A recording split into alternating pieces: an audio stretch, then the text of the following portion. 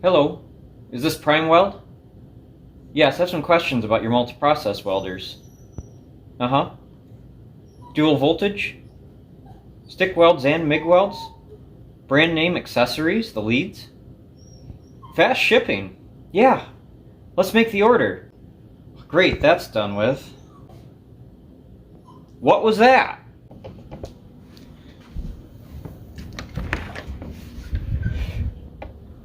Wow, that really is fast shipping. I am Joshua Biterman and welcome to my channel. Check it out, I've got a new welder. It's a PrimeWeld. It's an MTS 200 multi-process welder. And now it'll MIG weld, stick weld, and scratch start TIG. I think that scratch start TIG is just fancy pants stick welding, so I asked them to give me the spool gun in place of the CK Worldwide TIG torch, and they said no problem. So let's open this thing up and check her out. Check out these little corner brackets. This is something you normally see on big name, high dollar welders. I'm really impressed by the quality of packaging on this unit.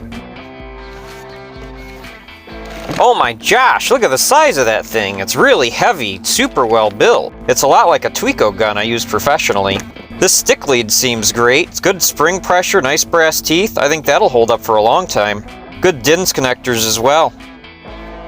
The obligatory 220 to 110 adapter cord.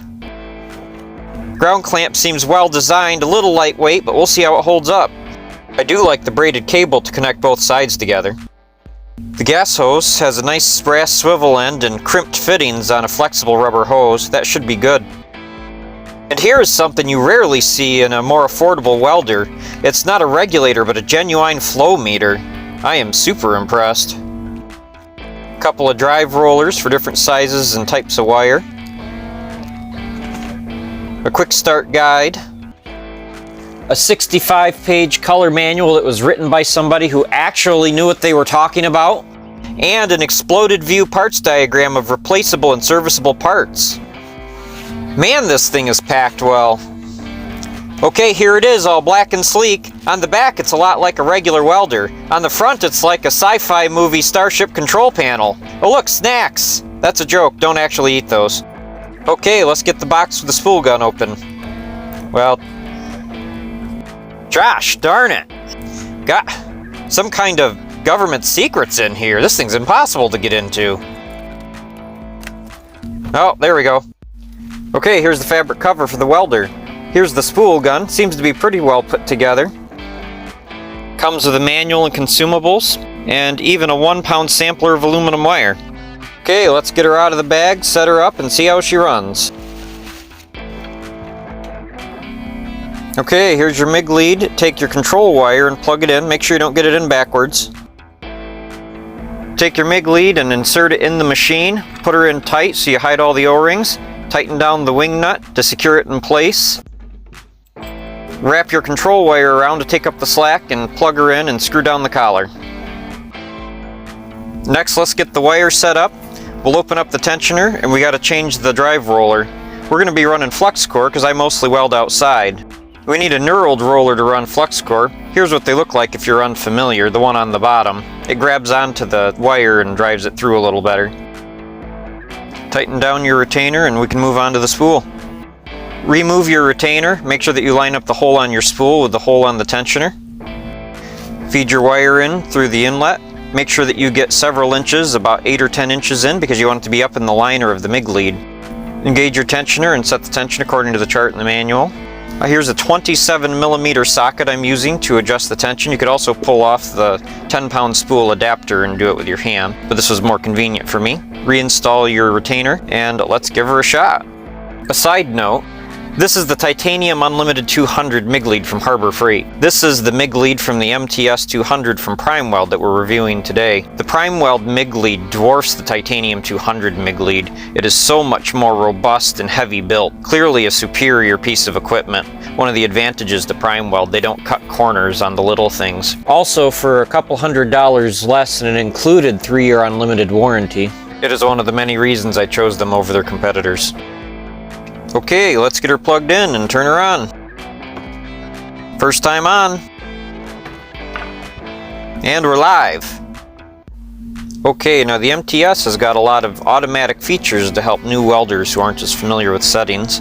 It has 2T, 4T, which determines whether the MIG lead button will continuously weld when you let it off or just weld only while you're holding it. It has a process selector switch, which it's on the scratch start TIG right now. You just set the amperage. We'll move on to the stick welding, which you push the button and you can set the amperage. You push the knob, which is also a button for arc force. You can also push it again for hot start. It also has a built-in VRD, which is a voltage reduction device, keep you safe. Press the process selector button again. You can see some indicator lights on the left. Press the knob button. And you can work through all of your different menu options.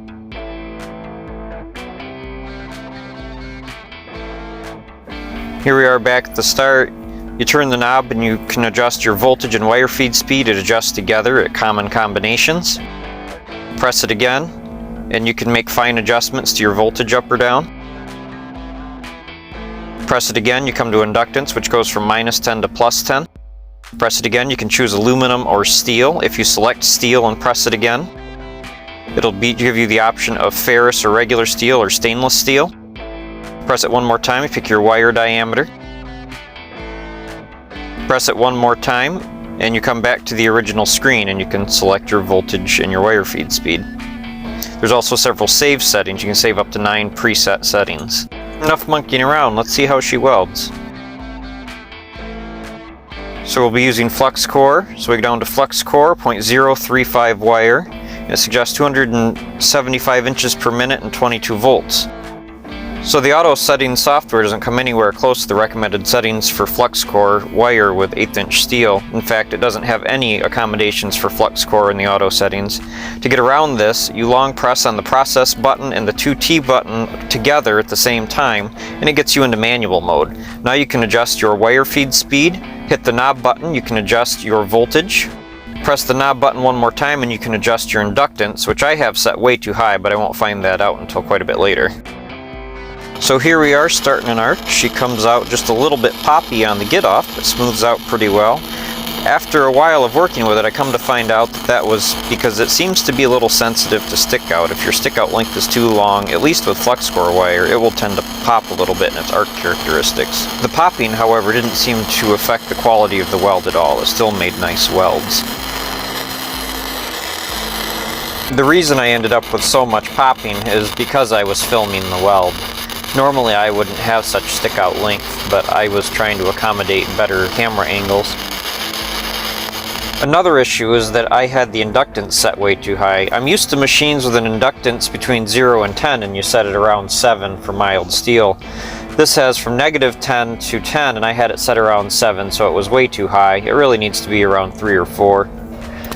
With the inductance adjusted and the stick out length tightened up, it welds really smooth and nice. Even with the settings and the stick out length wrong, it still made really nice welds, but in this way the arc characteristics are fantastic. It welds as nice as the big name machines I've used before. Super pleased with the wire feed option on this welder. Excellent, excellent quality. Okay, let's see how she does at stick welding. This is Lincoln Electric 1/8" 6013. She starts up nice. The hot start's a nice feature to have. As usual, when filming the welding, I'm struggling to weld around the camera setup. But that being said, the arc characteristics really nice. She welds smooth, she doesn't drop or cut out. The arc's clean and consistent, seems to have good penetration, but not building heat in a way that just burns through or makes it unmanageable. I'm really pleased with the stick characteristic as well. It's also nice to have the peace of mind of a voltage reduction device, which is something you normally don't get in a lower dollar machine. That really is a premium option that's normally used for safety, especially in OSHA compliant environments. Good job, PrimeWeld. So as is typical when I'm trying to get shots of the welding around the camera is a nightmare, and I seem to always come out with terrible welds just because I can't get a good bead on them, I can't get good access to them.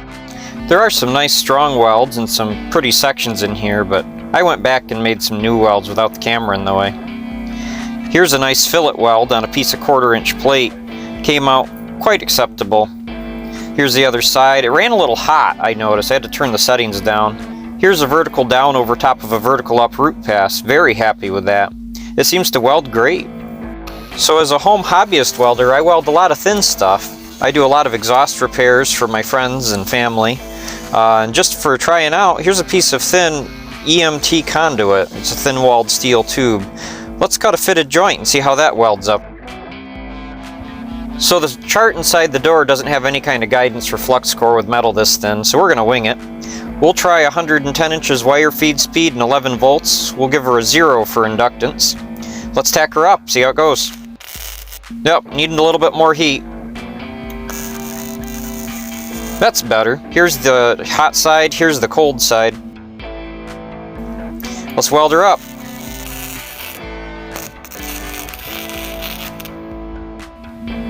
So I ended up adjusting it to 135 and 11.7. Here's what we came out with. I actually did 3 of them trying to get a good one for the video. They got progressively better from left to right, and I think with a little practice I'd be able to make pretty good out of it, which is saying something for flux core wire on thin metal. Another side note, the MIG lead was designed in a way so that it can sit flat on a table. If you lay it down, it's not going to accidentally engage the trigger just because you lay it down on something flat. Good job, PrimeWeld. So all in all, I found it to be an extremely excellent welder, especially for the money. Super heavy duty attachments, well built, welds super nice, super smooth arc. Everything seems to be well made. It's obviously got the all steel drive roller system for the wire. I'm really impressed with it. The price is unbelievable for the quality, especially considering it comes with a brand name CK Worldwide TIG torch, which I asked for the Spool gun instead because I plan to buy their AC/DC TIG 225 later on, which I'll do a video review of when I get it. Watch for it in the next few months.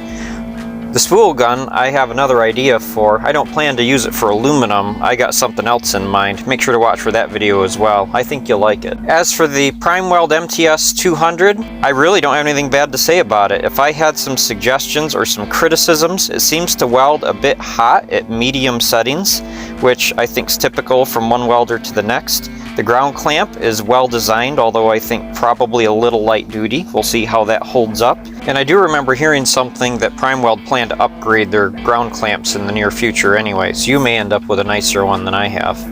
And the only other criticism I could probably make is it's a little sensitive for stick out length on your wire feed. If that's the worst of it, I think it's a pretty good welder. Some people have complained that the automatic setting interface is a little cumbersome, which I could see where it might be at times, but you can always get into the manual mode and just set it the way you want it. With a 3-year warranty, and they include shipping both ways and overnight ship everything, I'm really impressed all the way around. Their customer service is fantastic. You can call them on the phone 6 days a week. And someone who is easy to talk to and knows what they're talking about when it comes to these welders will answer the phone and help you through your problems. They will take care of you. All in all, I'm super pleased with this MTS 200 by PrimeWeld. If you're in the market, I highly recommend you get one of these. And if you do, please call in and let them know that Joshua Biterman sent you to do it. That's all for this video. I hope you've learned a lot. Please like if you've enjoyed it and subscribe if you want to see more of my content. Thank you so much and have a great weekend.